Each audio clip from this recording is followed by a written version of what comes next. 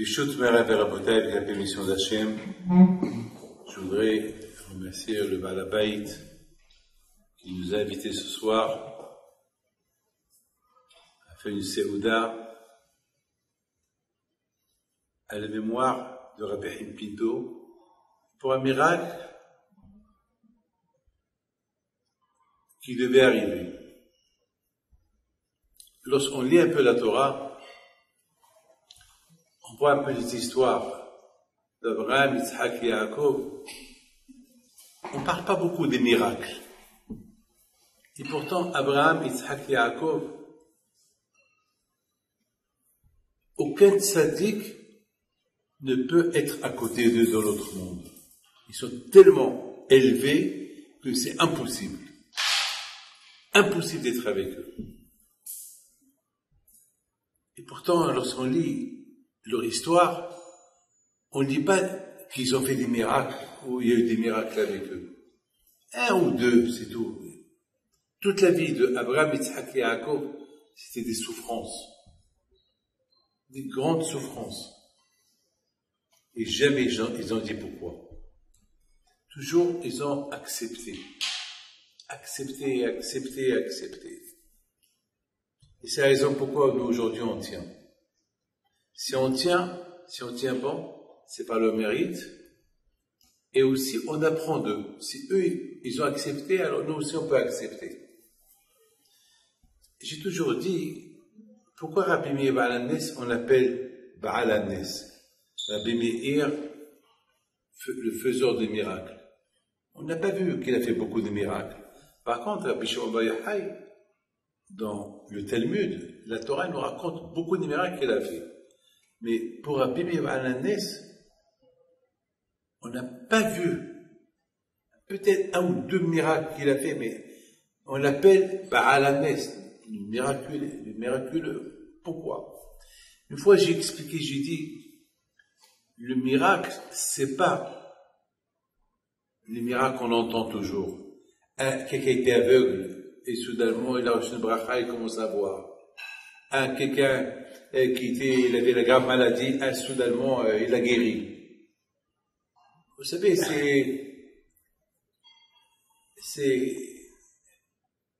on croit que des miracles, c'est quelqu'un, il a demandé au bon Dieu à gagner au loto, il a gagné au loto, un miracle. Chez Rabbi Meir Baal HaNes, le miracle, c'est quoi le miracle? C'est qu'il pouvait étudier du matin au soir. Aujourd'hui, respecter la Torah et l'étudier, c'est un miracle. Quelqu'un qui va aujourd'hui faire d'Afayomi, avec toutes les tentations qu'il y a aujourd'hui, avec tous les tzara qu'il y a aujourd'hui, pour que quelqu'un, comme par exemple le jour du mondial, à l'heure où il y a eu que le jeu a commencé, c'était l'heure en Israël d'allumer la Hanouka. À 5 heures. 5 heures pile, c'était l'allumage de Hanouka. Et à 5 heures pile, le mondial a commencé. Le miracle est celui qui va aller allumer la Hanouka. Il va rester une demi-heure devant la Hanouka. Il va parler de la Hanouka, du miracle, sans s'inquiéter pour le football. Et pourtant, on a vu beaucoup de gens qui respectent Torah et Mitzvot, mais la tentation du football, elle les a emportés pour ne pas allumer la Hanouka. Ça veut dire, je les accuse pas, mais c'est une preuve qu'ils ont une priorité. C'est quoi la priorité? Le football. Et pourtant, si on leur pose la question, c'est quoi ta priorité? Il va te dire la Torah. Il va te dire les mitzvot, il va te dire le bon Dieu. Et voilà, maintenant, on se rend compte que leur priorité, c'est quoi? C'est le football. Beaucoup de fois, on croit qu'on aime Dieu. Et quand est-ce qu'on découvre si on aime Dieu ou pas? Lorsqu'il y a une épreuve. Lorsqu'il y a une tentation. Faire une mitzvah ou faire autre chose. Et c'est là qu'on peut découvrir où est ton cœur. Est-ce qu'il est en cœur avec le bon Dieu ou à autre chose? On a vu Rabbi Meir Baal HaNes, on l'appelle Baal HaNes, faiseur de miracles, parce qu'on dit que Rabbi Meir Baal HaNes, toute sa vie, c'était la Torah. À tel point que Rabbi Meir Baal HaNes était capable de donner des raisons, chaque chose qu'il disait, il pouvait apporter des milliers de raisons. Il avait une orma, d'ailleurs on l'appelait Rabbi Meir. Meir c'est du verbe éclairer. On l'appelait aussi Nehorai. Pourquoi on l'appelait Nehorai? Parce que il était tellement intelligent que la façon comment il va t'expliquer la Torah, jusqu'à que tu restes bouche bée. Tu ouvres ta bouche. Ah. Eh ben, c'est ça le miracle. Et c'est pour ça qu'on l'appelle Rabbi Meir Baal HaNes. Rabbi Meir Baal HaNes, pas que Rabbi Meir seul, quiconque qui est capable de surmonter ses épreuves pour faire plaisir à Kadosh Baruch Hu, ben, c'est un miracle. Parce que le Tzara est très fort. Le Tzara, c'est un malach. Le Tzara, c'est un ange. Et battre un ange, c'est pas facile. Donc, si tu le bats, c'est un miracle. C'est un miracle. C'est un miracle. Je vous dis, une fois, j'étais en train de voir un petit film des animaux. Moi, j'adore les animaux. Un petit film que un de mes enfants, ils m'ont préparé pour le voir. Et au même moment, j'avais une idée dans ma tête. Une idée dans la Torah. Ah, maintenant, est-ce que j'éteins? Et moi, j'adore tout ce qui est lion, les petits insectes, comment ils vivent. J'aime voir comment les insectes ils se battent. Vous savez, les animaux, un il mange l'autre. Un il mange l'autre. Et nous, si on les mange, eux aussi ils nous mangent. Et la vie, c'est comme ça, la vie. Mais moi, ce que j'aime chez les animaux, c'est la chorma qu'ils ont. Comment Akadosh Baruch Hu, ça veut dire que pour moi, je vois la main de Dieu, comment un animal, il est animal, mais il est intelligent. Je dis, Marabom Hashem, pour moi, je vois la main de Dieu. Hachem, il a créé le monde en 6 jours. Et Hachem, il a créé tout ça. Hachem, il a créé toute une vie d'un animal. Vous savez qu'aujourd'hui, pour comprendre la vie d'un animal, il faut des centaines d'années. Et comment Kachouchi, il a pu faire? Des millions d'animaux, et chaque animal et sa nature, c'est la chorma de Akadosh Baruch Hu. Et c'est la raison pourquoi j'aime les animaux. Et pour dire, Marabom Hashem, c'est formidable, c'est extraordinaire. J'essaie de trouver des raisons pour aimer Hachem. Et je trouve des raisons et dans chaque mitzvah qu'on fait, on voit la main d'Hachem. Donc, lorsqu'on respecte les mitzvot, c'est ça le miracle. C'est ça le miracle. Donc, vous voyez, mes amis, que on voit sur Abraham, Yitzhak, Yaakov. On voit pas qu'on parle des miracles qu'ils ont fait. Et pourtant, on parle pas. On parle que de leur méthode, de leur qualité. Quelqu'un qui est nerveux, il s'énerve pas. C'est un miracle. Parce que la nature de la personne, c'est d'être jaloux, c'est d'être envieux, de parler de la médisance, de s'énerver. C'est la nature de l'être humain. Et si l'être humain, il se bat contre cette nature-là, comme tout à l'heure, il y a un homme qui vient me dire, Rabbi David, aidez-moi, donnez-moi un conseil. Je suis nerveux, et j'insulte ma femme, et parfois je la frappe. Et lui-même, il dit, personne ne peut t'aider. C'est à toi de ne pas t'énerver, c'est tout. Il n'y a pas de remède, il n'y a pas de bateau magique pour ne pas t'énerver, il n'y a pas de bateau magique. Tu es nerveux, il ne faut pas t'énerver. Mais comment? C'est comme ça, il ne faut pas t'énerver. C'est toi, c'est la nature. Vous savez, une fois, un vendredi, j'ai vu chez moi à la maison une fourmi. Et c'était un vendredi, et pendant le mois de janvier et février. Et je me suis dit, mais qu'est-ce qu'elle fait chez moi une fourmi en plein hiver? C'était à Lyon. Et je commençais à la suivre. Et je la suis.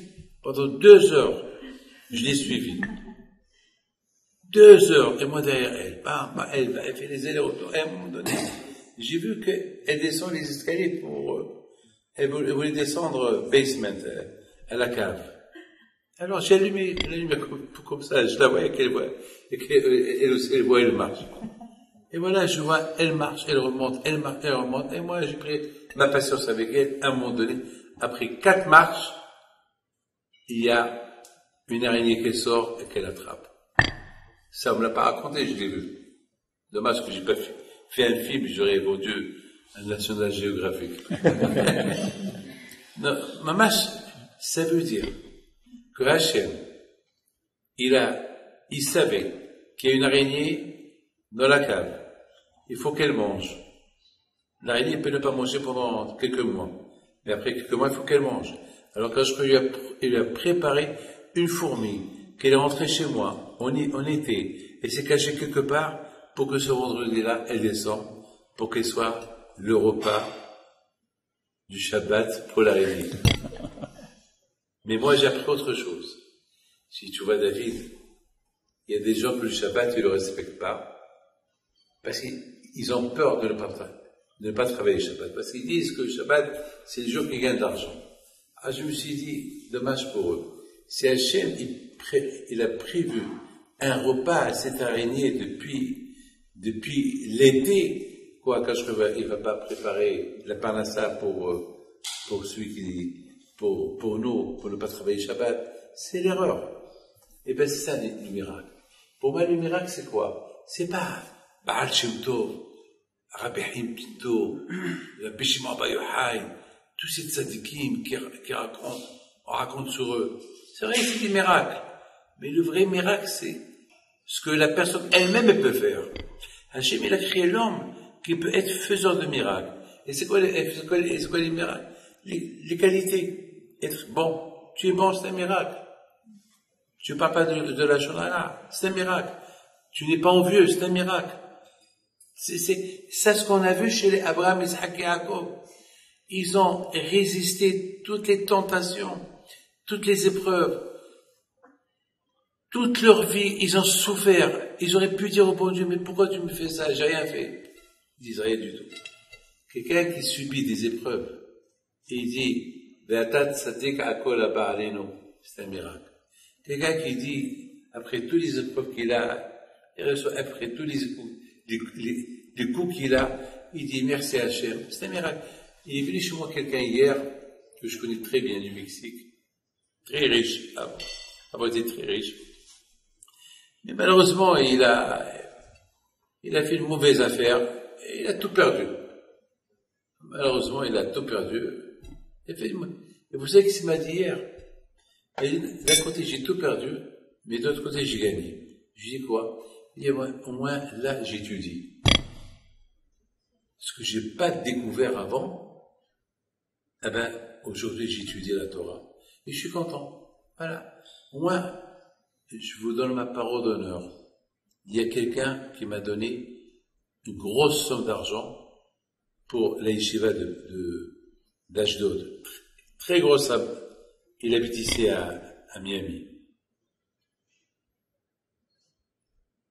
Bon, lui aussi, malheureusement, il a fait des mauvaises affaires plus tard. Mais vous savez ce qu'il m'a dit? Il m'a dit, aujourd'hui, il m'a dit, Rabbi David, Akadosh Baruch Hu m'a récompensé parce que depuis que je ne travaille plus, enfin, je travaille plus comme avant, eh ben, j'ai terminé beaucoup de Gemarot. Mais pour moi, ça c'est un miracle de parler comme ça. Il aurait pu être athée. Il aurait pu dire, quoi, moi, ce qu'il m'a donné à moi, c'est rien du tout. Il faut voir ce qu'il a donné aux autres. Je peux vous dire, ça chiffre par centaines de millions de dollars qu'il a donné dans sa vie à des institutions. Et aujourd'hui, tu le trouves qu'il n'a rien. Ça fait de la peine. Mais d'autre côté, lui et sa femme, ils étaient là. Ils étaient contents, ils étaient heureux. Très contents, ils étaient heureux. Mais mec, j'étais jaloux d'eux.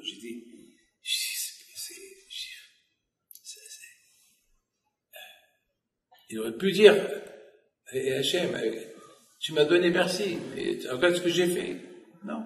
Il dit, bon, grâce à Dieu, tu m'as pris, mais de l'autre côté, eh ben, vous savez ce qu'il me dit?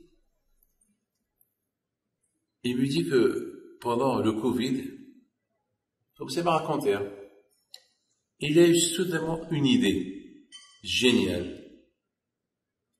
En 2 mots, lorsqu'il m'a dit plus ou moins son idée, j'ai dit alors qu'est-ce que tu as fait? Il m'a dit ben je suis en train de travailler cette idée-là et j'ai des gens qui vont investir et si elle marche, vous comprenez Rabbi David ce qu'elle va faire? Je vais être peut-être 1000 fois plus qu'avant. Mais vous savez Rabbi David, ben c'est grâce au Covid qui m'a permis d'étudier la Torah. Regardez regardez, celui qui voit les choses comme ça, alors c'est un miracle. Celui qui n'a pas des... Parce qu'on entend toujours des gens qui ont des plaintes contre le bon Dieu. Et pourquoi? Et pourquoi? Et pourquoi? Et pourquoi? Et pourquoi? Je connais quelqu'un de Costa Rica qui m'a raconté que son père, c'est le seul survivant d'une ville en Pologne. Ils ont tué 2000 de sa famille. 2000 personnes de sa famille. Ils ont tué en Pologne. Ça veut dire que, il est resté un garçon de tous ces 2000 personnes qu'il a été protégé par une famille polonaise qui ne sont pas juifs. Et grâce à Dieu, il a quitté la Pologne après la guerre, il s'est marié, et grâce à Dieu, il a réussi, et son fils, il a bien réussi. Aujourd'hui, c'est une famille riche grâce à Dieu. Mais le plus important, c'est que il aurait pu me dire, le petit-fils que j'ai rencontré avant-hier, il aurait pu me dire, Rabbi David, vous vous rendez compte, 2000 personnes de ma famille qui ont été tuées, il aurait pu tout lâcher, le père. Mais le contraire, vous savez ce qu'il me dit? Ben, c'est Hachem qui a voulu. Le plus important, que, voilà, il est resté vivant des 2000. Voilà, pour moi, ça c'est un miracle. Le miracle, c'est pas, je vous dis à une femme qui a 80 ans, que Hachem te donne des jumeaux. Elle a 81 ans, elle a 2 jumeaux. Waouh, quel miracle! C'est rien. Le miracle, c'est que elle va pas avoir les 2 jumeaux, comme je lui ai dit, et tu continues à croire. C'est ça le miracle. Ah oui, Rabbi David, il lui a dit que l'année prochaine, tu vas avoir 2 jumeaux, et elle n'a rien eu. Ah, il dit n'importe quoi. Eh ben, le miracle est, bon, il a béni, ils sont pas venus, mais ils sont pas venus. C'est pas grave. C'est ça le miracle. Ben, c'est ce qu'on apprend d'Abraham Avinu. D'Abraham, Isaac et Jacob. Ils pouvaient faire, vous savez, qu'est-ce que Abraham, Isaac et Jacob pouvaient faire? Regardez Jacob, il s'est battu contre un malade. Il l'a gagné. Mais on a vu que toute sa vie de Jacob Avinu, il a souffert. Voilà, la Torah, elle nous dit quelque chose sur Abraham Avinu. Abraham Avinu, il a fait la guerre contre 4 rois. Il les a gagnés.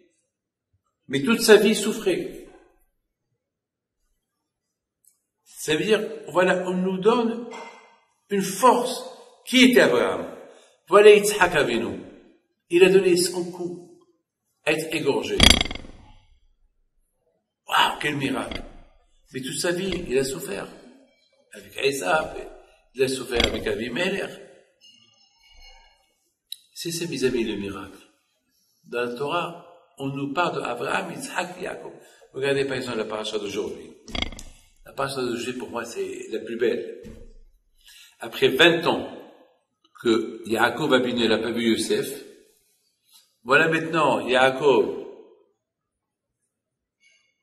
on lui dit que Yosef, il est vivant, il descend en Égypte pour rencontrer son fils, Yaakov Avinu. Il a souffert pendant 20 ans, et voilà, il voit Yosef. On aurait pu croire qu'il va prendre Yosef comme par bébès.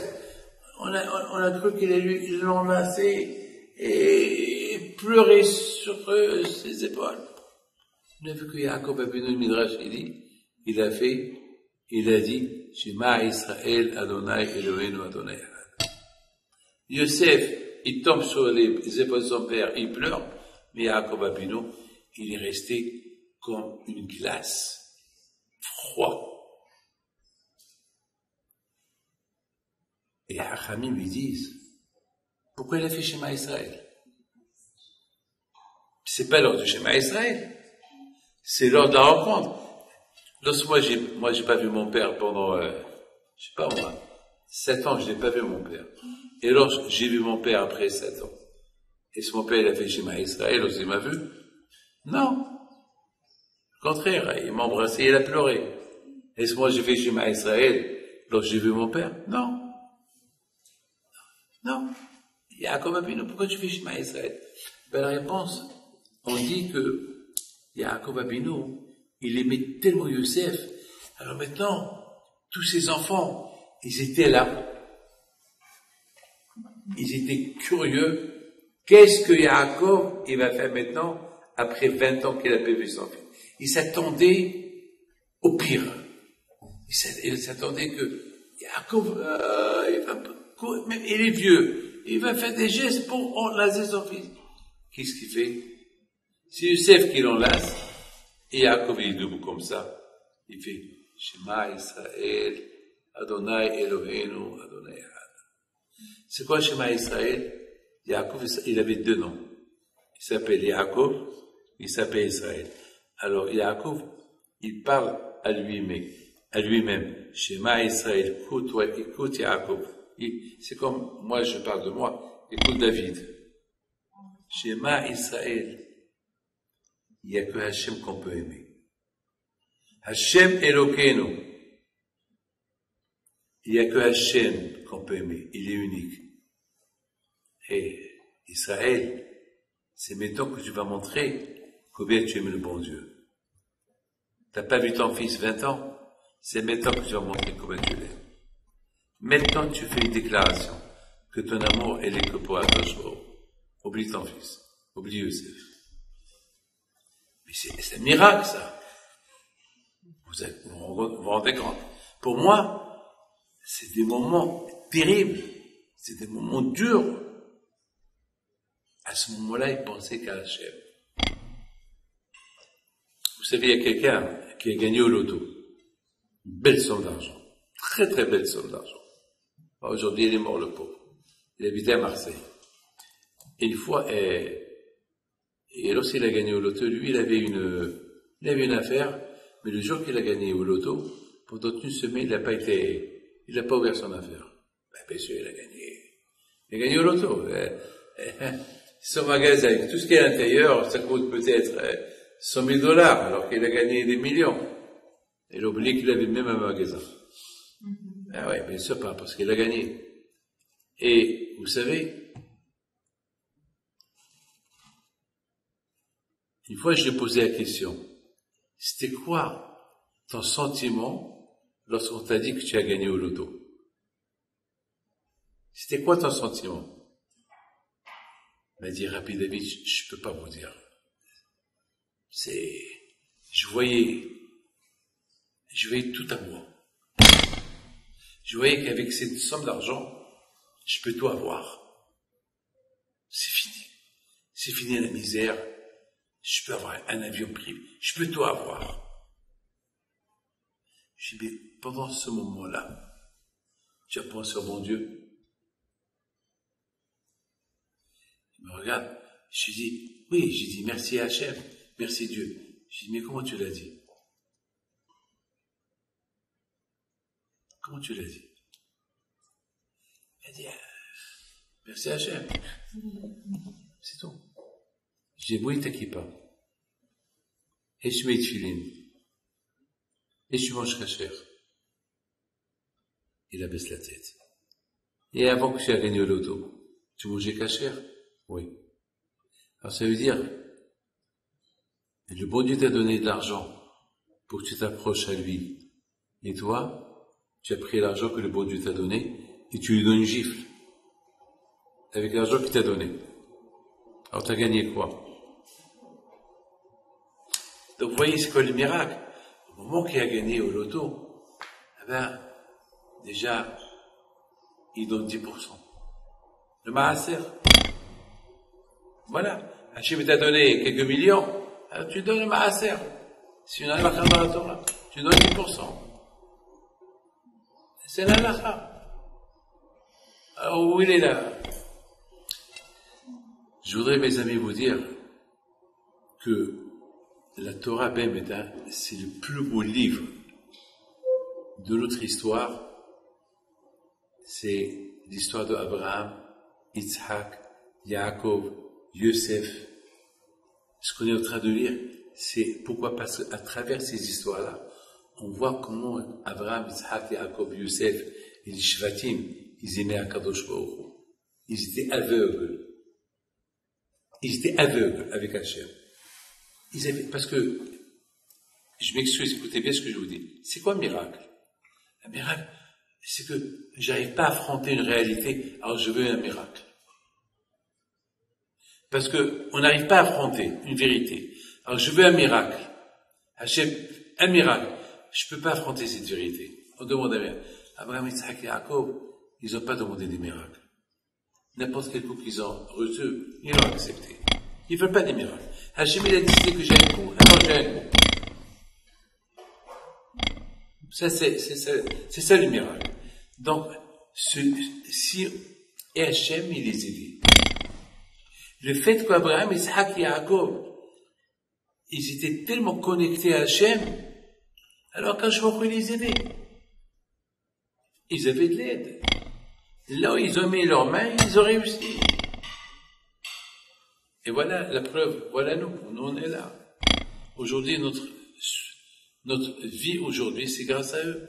Je voudrais maintenant passer à votre maman, Madame Amiel, cette belle histoire que tout le monde connaît, cette histoire qu'elle était à la salle de bain, elle est tombée en arrière à la salle de bain, elle était seule et qu'elle n'arrivait pas à se lever. Elle était toute seule à la maison.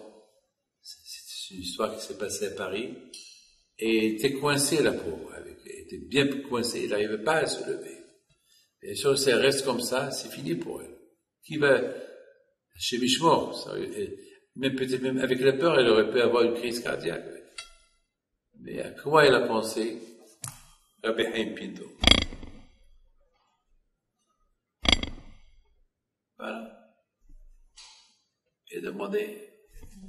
L'émona, c'est ça l'émona. Rabbi Haim Pinto, il va faire quoi pour toi? Ouais, il va venir à la salle de bain t'aider pour te lever. Tu es coincé.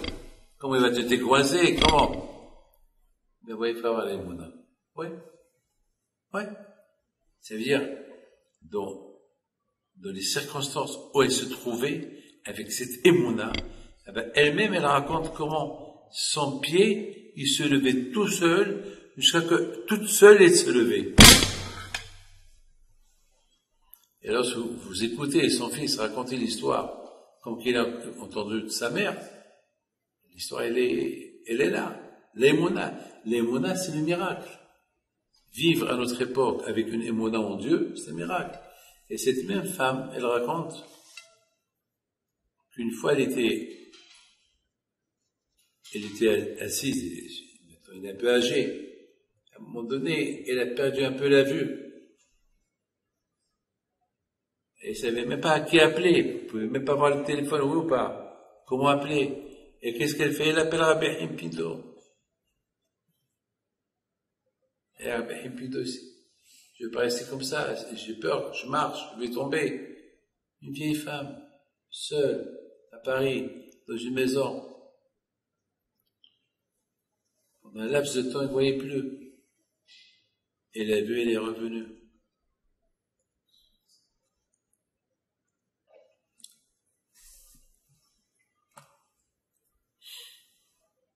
voudrais vous raconter une belle histoire. Très belle. Vous allez rigoler. Vous savez, on va être un peu décontracté maintenant. Il y a à peu près une vingtaine d'années, je recevais les Hasidim. J'allais souvent à Brooklyn, je recevais les Hasidim. Et j'avais un Baalabait, c'est un Hasid, Tzantz. Maintenant, il est décédé, que Dieu repose à la mort paix. J'étais chez lui, et le vendredi soir, il y avait un monde fou qui sont venus faire le tiche. Et alors, il fallait rester réveillé jusqu'à 1h, 2h du matin, et je priais le bon Dieu que ça s'arrête. Et ça continuait. Bon, on a dormi quelques heures, c'est tout. Le lendemain, je suis parti prier avec le Admo, mais Alexander, là-bas à Boropa. On a mangé, et encore les Hasidim qui arrivent. Encore un tige. Je dis quoi? Un tige de la nuit, un tige de la journée. Un tige, c'est Hasidim qui vient, et on chante. Et moi, j'étais crevé, je voulais dormir. Mais le problème, c'est que on m'a pas laissé manger. Chaque fois qu'on m'apporte un repas, c'est ce qu'ils ont fait la veille. Chaque fois qu'on m'apporte un repas, dès que je mange un peu, tout le monde, ils prenaient ce qu'il y avait. Ça veut dire eux, ils ont mangé chez eux, et ils ont mangé mon plat. Alors ça s'est passé vendredi soir, Shabbat matin, et bien, Minha, il arrive. Et je vois Minha, la maison était pleine. Je dis, moi, j'ai vu Ta'anit. Moi, Ta'anit Shabbat. Je dis, quoi, comment je vais faire? Et j'ai dit, les vrais Admorim, ils sont chez eux. Ils mangent bien en cachette, après ils sortent. Lorsqu'on apporte quelque chose, ils ont déjà bien mangé, alors, moi, j'ai rien mangé. Moi, je suis pas chez moi. J'avais faim. Alors, il y avait avec moi Élie Soussan, de Lyon. J'ai dit, Élie, moi, dis-leur que je suis fatigué, je reste dans ma chambre. Je suis un peu fatigué, je veux faire ça, je suis seul. Alors, à la baïte, il a dit d'accord. Il m'a apporté un plateau de grands poissons. J'ai fermé la porte. Il m'a apporté deux halotes. J'ai tout mangé. J'avais faim, j'ai pas mangé 24 heures. Ah, maintenant, j'ai laissé que les os. Ah, maintenant, eux, ils attendent. Ils croyaient que j'allais sortir avec le plat rempli. Parce que moi, je suis un malade. Moi, je suis un être humain, il faut que je mange. Et à un moment donné, il rentre, j'oublierai. Son visage, il était vers le plat. Il voit le plat, il me dit, ah, plus rien. Hein? Plus rien. Alors, il me regarde, je lui dis, c'est les Avot qui sont venus d'en haut, ils ont tout mangé. Les Avot, ça veut dire Abraham, Yitzhak, Yaakov, ils ont tout mangé. Vous savez, il m'a cru. Alors, qu'est-ce qu'il a fait? Il a pris l'assiette, et ils ont commencé à casser les os pour manger ces os. Ça, je dis, mais vous êtes des fous. Arrêtez. Mais quelle Avot? C'est moi l'Avot, c'est moi qui Avot. J'ai fait, depuis hier, j'ai pas mangé. Voyez, Rabotaï, pourquoi je raconte cette histoire? Je raconte cette histoire pour vous dire que nous, on n'est pas arrivé à 1 centimètre de nos parents Abraham, Yitzhak et Yaakov. Ça veut dire, qu'est-ce qu'on est, nous? Voilà. C'est quoi le miracle? Le miracle, c'est avoir un bon cœur, aider. Je ne veux pas dire des noms. Ce monsieur-là, c'est un miracle. C'est ce qu'il fait. Le bon cœur qu'il a. Ça, le miracle. Ce monsieur-là, aussi, c'est un miracle. Celui-là, Et Mouna qui est là. Sa femme, elle n'arrivait pas à avoir des enfants. Et je lui dis, donne-moi $10,000. Lui, il n'avait même pas d'argent. Et il gagnait $200 par semaine. C'est tout ce qu'il avait. Il me les a apportés. Même moi et sa femme est tombée enceinte. Ça, c'est un miracle. Voilà, il est là, à côté. Le miracle, c'est pas...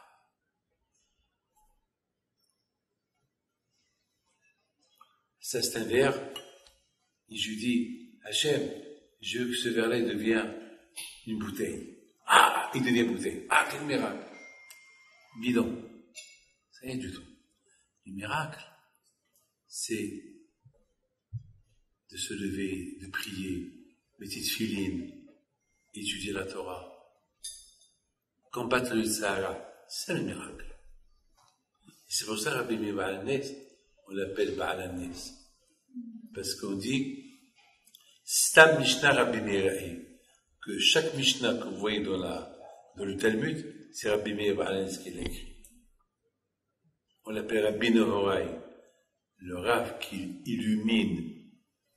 Une fois, il avait deux voisins, Rabbi Meir Baal Nes, que le Shabbat, ils fumaient, ils allument, ils font la grillade. Et chaque fois, ils rentrent à la maison. Là, il y a des mahons qui crèvent, qui vont au diable. Et sa femme lui dit, à qui tu insultes? Ces deux voisins-là, ils sont en train de faire la grillade Shabbat. Sa femme lui dit, Meir,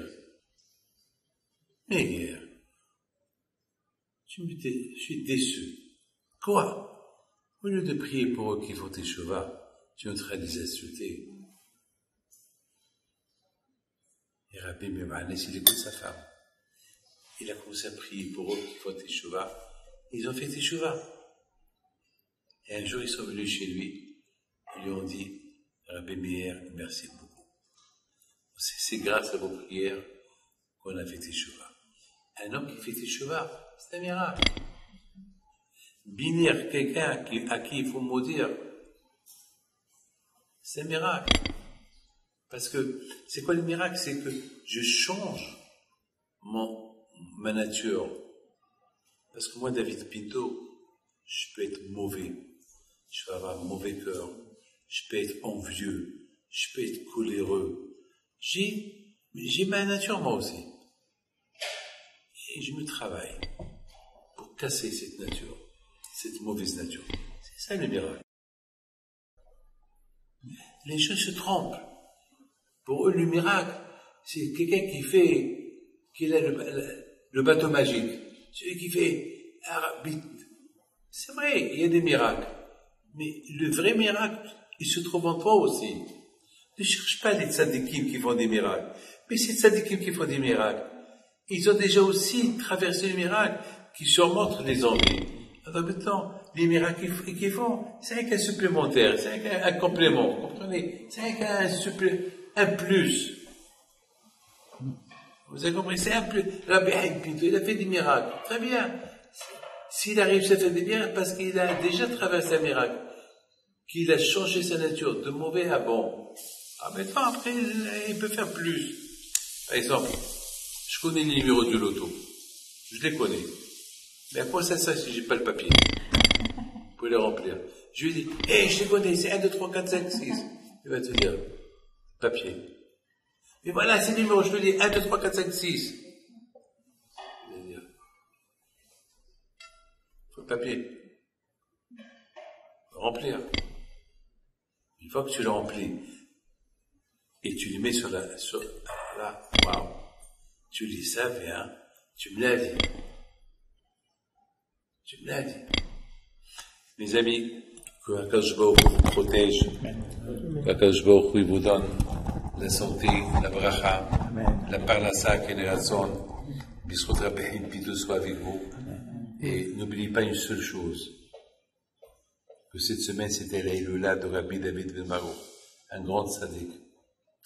Et sachez très bien que ce tzaddik-là, je l'ai pèleriné avec ma mère. Il y a à peu près, peut-être 50 ans. J'avais plus de 22 ans, à cette époque, 22, 23 peut-être. Et je vous donne la parole d'honneur. On a été le pèleriner en plein mois d'août. On était chez la famille Seraf à Inisgan et on est parti en plein août. Et à l'époque, la tombe de ce tzaddik, et la tombe était en marbre. Elle était en plein air, le soleil, d'ailleurs même toucher la tombe, on se brûlait. C'était tellement chaud. Et ma mère, elle était là. Et jamais j'oublierai, ma mère, elle dit, Yassidi, bin azaïbk. Mon maître, montre ta force. J'étais là. Le bon Dieu est témoin. Une goutte d'eau, elle est sortie. Comme si vous voyez là, une goutte d'eau, elle sort. C'est impossible. C'est impossible. On ne me l'a pas raconté, je l'ai vu.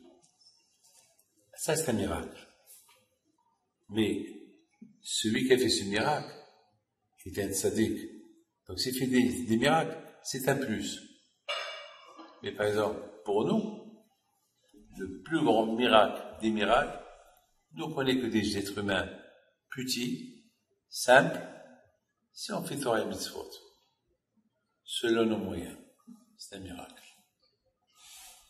Voilà, que je vous protège, je vous donne à vous tous, Mohamed Saha, Amen, Kerason, n'ayez pas peur, tout ira bien, Mitzvot Rabbihim, Pito soit avec vous.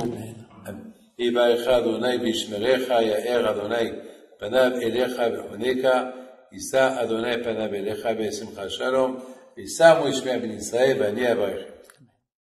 Ce matin, j'ai reçu une femme, elle est là, à table. Elle est venue pour une bracha, pour son fils qui a quel âge? 1 an et demi. 1 an et demi. Il a 1 an et demi. Pour qu'il marche. Aujourd'hui, à l'âge de... Il y a des enfants qui ont déjà 9 mois, 11 mois, déjà, on les voit commencer à marcher. 1 an et demi, il ne marche pas.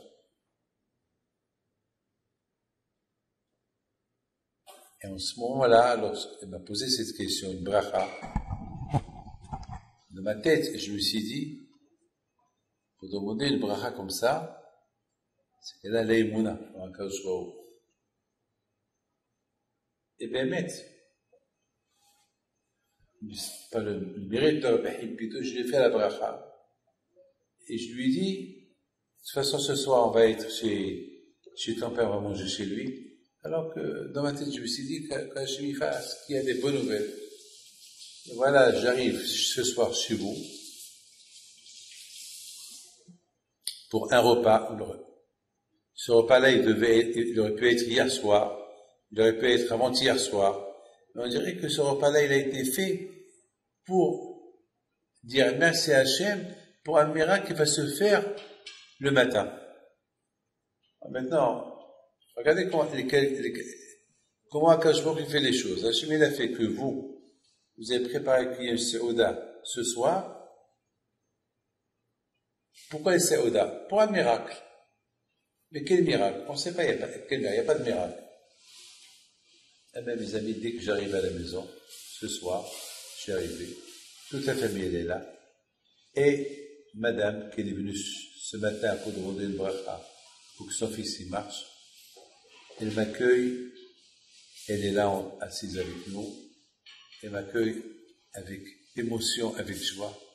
Rabbi David, j'arrive à la maison, et la femme de ménage, elle me dit que le bébé, il marche. Il a marché. Alors elle va vers le bébé et lui dit, alors mon fils, lève-toi, marche. Elle le lève, elle le pousse et il marche. Ben ça, c'est la Emouna. Ça, c'est une histoire de Emouna. Et une histoire pour avoir la Emouna, c'est un miracle. Il ne faut pas attendre que le miracle il vient pour qu'il y ait la Emouna. Il y a la Emouna avant que le miracle il arrive. Et j'en suis 100% sûr que s'il n'aurait pas vu ce miracle aujourd'hui, il aurait rien dit, il aurait dit, j'ai reçu une bracha. Ça y est, mon fils il va marcher. Selon la émouna qu'elle avait en ce moment-là, qu'elle a reçu la bracha, eh ben, quand je lui ai donné la récompense, elle rentre à la maison et le bébé il marche. C'est ça le miracle. Le miracle, c'est la émouna. Voilà. Il y aura d'autres miracles. Amen. Merci.